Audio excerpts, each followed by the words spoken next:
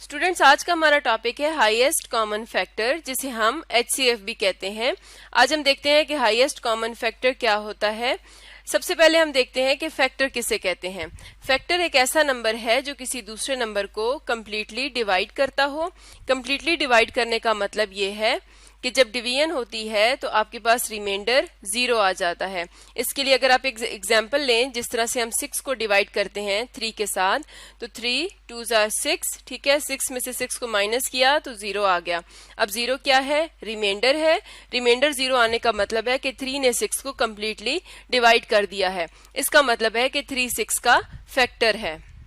आज हम देखते हैं कि हाईएस्ट कॉमन फैक्टर किसे कहते हैं। तो इसके लिए अगर हम एक एग्जांपल लें, जिस तरह से हमने 6 एंड 8 का HCF निकालना हो, यानी हाईएस्ट कॉमन फैक्टर देखना हो कि क्या होता है, तो हम सबसे पहले 6 और 8 के फैक्टर्स निकालेंगे।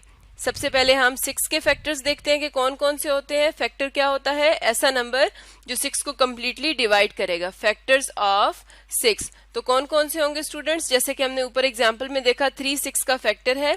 और अगर हम स्टार्ट से देखें तो जैसा कि आपको पता है कि 1 हर नंबर का फैक्टर होता है, ठीक है। 1 के बाद 6 का कौन सा फैक्टर होगा? इसी तरह आप डिवीजन मेथड से देख सकते हैं कि 2 6 का फैक्टर है।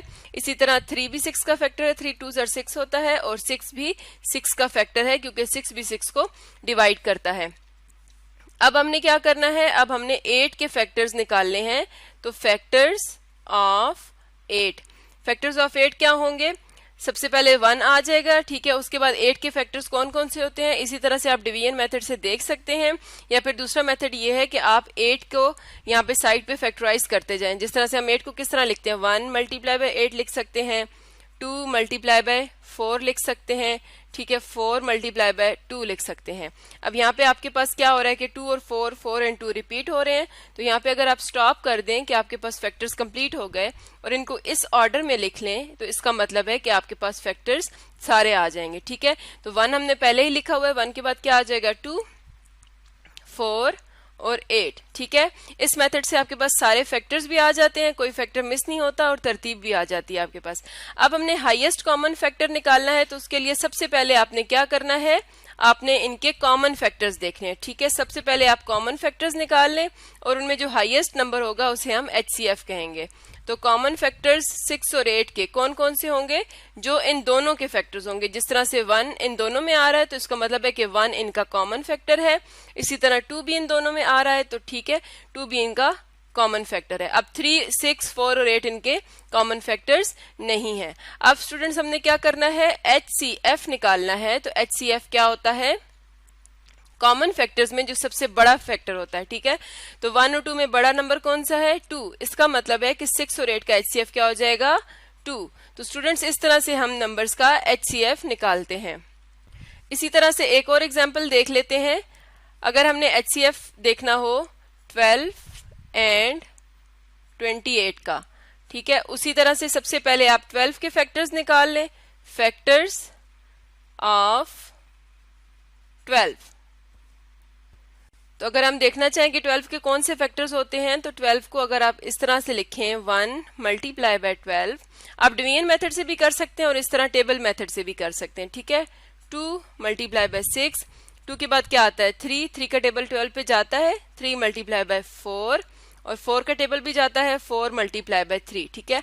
अब देखिए यहाँ पे आपके पास 3 4 4 3 रिपीट हो रहे हैं, तो यहाँ पे आप स्टॉप कर सकते हैं क्योंकि यहीं से आपके पास सारे फैक्टर्स 12 के आ जाएंगे, ठीक है। इनको इस ऑर्डर में आप लिखना स्टार्ट करें।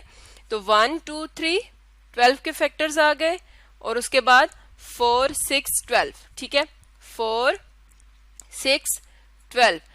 अब हमने क्या करना है? अब हमने 28 के फैक्टर्स निकालने हैं।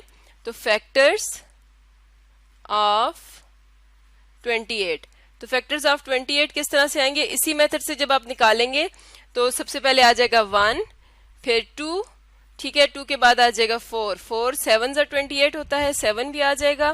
उसके बाद 2 14 जार होता है और 1 28 जार। तो आपके पास सारे फैक्टर्स कंप्लीट हो गए। अब आपने इनके कॉमन फैक्टर्स निकालने हैं। HCF के लिए सबसे पहले हम कॉमन फैक्टर्स निकालते हैं। तो आप देखें इनके कॉमन फैक्टर्स कौन कौन से हैं। 1 इन दोनों में है, सबसे पहले 1 लिख लें। उसके बाद 2 दोनों का कॉमन फैक्टर है, 3 दोनों में नहीं है, ठीक है। 3 सिर्फ 12 का फैक्टर है और फिर आ जाएगा 4। अब आपने क्या करना है, HCF निकालना है। तो आपके पास जो कॉमन फैक्टर्स आए हैं इनमें जो सबसे बड़ा नंबर है वो क्या हो जाएगा, HCF। तो सबसे बड़ा नंबर है 4, इसका मतलब है 12 और 28 का जो HCF है वो 4 है। तो स्टूडेंट्स आज हमने देखा कि हमने नंबर्स का HCF हम किस तरह से फाइंड आउट करते हैं।